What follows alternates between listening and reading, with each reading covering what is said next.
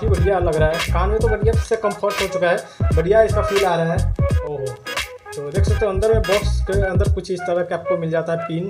तो इसमें आपको देख सकते हो एप्पल के जैसा इसको पूरा बनाया गया है, एप्पल का जैसा लग रहा है भाई, ये देख सकते हो। और यहाँ पे आपको सेंसर यहाँ पे नहीं दिया गया है, बल्कि इसका सेंसर यहाँ पे दिया गया है, यहाँ पे। वही मैंने इसको मंगाया है 419 रुपये में, मीशो से मंगाया है मैंने। तो इसको अगर आप परचेज करना चाहते हो तो लिंक मिल जाएगा डिस्क्रिप्शन में। सो दोस्तों मिलते हैं किसी नेक्स्ट वीडियो में, तब तक आप चैनल को सब्सक्राइब कीजिए, वीडियो को लाइक कीजिए और नेक्स्ट अनबॉक्सिंग के साथ हम